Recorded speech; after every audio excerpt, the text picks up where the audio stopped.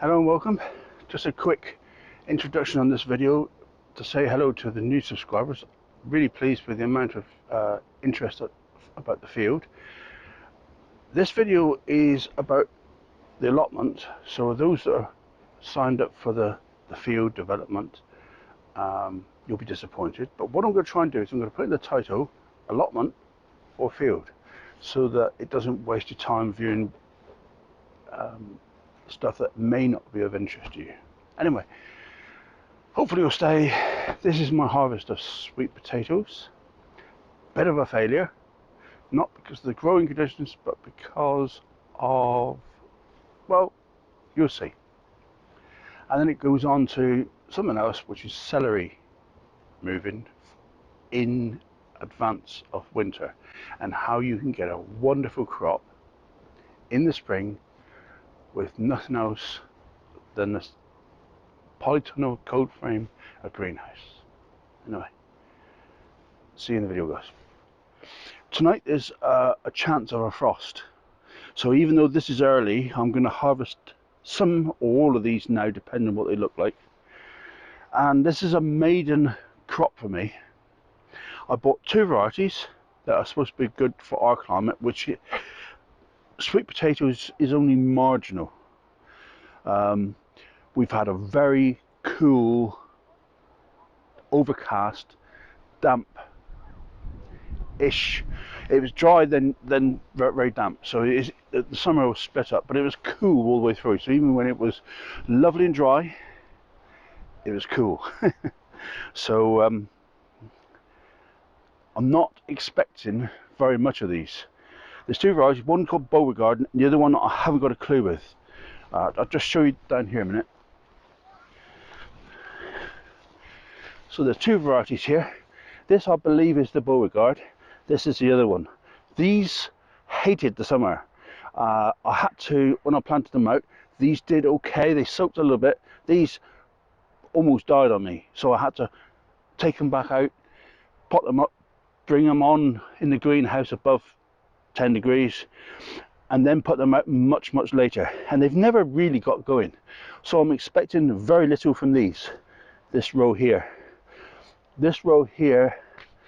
they've, from the foliage wise, they've looked good.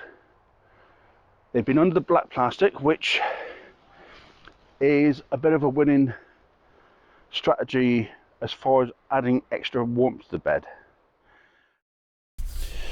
Right, and so I've speeded up the footage again so you can watch the harvesting and not suffer the entire length of the harvesting period. Sweet potatoes have a large amount of foliage, a lot, and they tend to scramble right across the area. Nice sized first tuber, but with slug holes, and that's the one that's ruined my harvest. Not so good.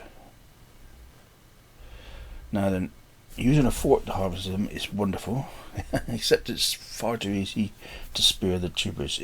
They seem to be easier damaged than ordinary potatoes, even though they're a little bit more predictable where they're going to be. So what I worked out in the end was take the foliage off first, pull the weed membrane back, expose the tops of the tubers themselves so you can see roughly where they are. And then get your fork underneath them and sort of lever them up with the soil intact as well. So that was a lot better way of avoiding soil damage. Not very no-dig friendly at all, but there we go. You're only disturbing the actual holes that the tubers have harvested from. So not too bad at all, really, to be honest with you. A lot of weed growth in here as well. Been very weed friendly summer. And there we are. Not a bad harvest. Considering we're in the UK, we're not really suitable for sweet potatoes. The Evangeline potatoes on the second row were absolutely pants. Not worth showing. If you get any slips that are rooted in, and you can, if you wanted to, plant them up, and if you can keep them warm, get them established, you can keep them going over winter. I tend to think that it's not worth doing, so I'm going to do one of each just to see how it goes exactly. See, like there's a rooted section there of the Evangeline. I don't know why I'm trying to save it for, because it really didn't like the summer, but perhaps these might be good for the polytunnel next year. Celery. It's worth taking in the celery plants now and chopping off the foliage, keeping as much of the root ball as you can. You see that root ball there? It's solid. I haven't disturbed it too much. Sorry about the shouting in the background. It's a football match, but yeah, this is the nice celery sticks for at home as well. So it's worth taking off excess foliage just to reduce the stress on the plant. My bed's lovely and open, so there's no need for anything else other than hands to dig down. But basically what I want to do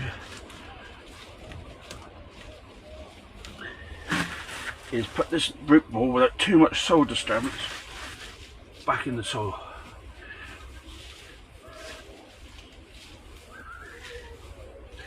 There it is.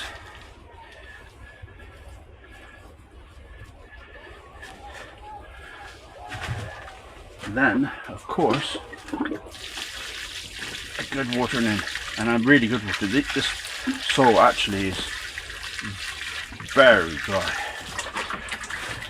And the trouble is, when it's like this, it takes a little while for the moisture to get back down it. So it's, and the trouble is, because celery are bog plants, they definitely need plenty of contact with damp soil. There we are. Me and the football players, football crowd, amateur match. Yeah, the celery is all planted, settled in for the winter, hopefully for a nice spring crop. I've taken the foliage off and stems off most of them as a crop, so I can put in the freezer.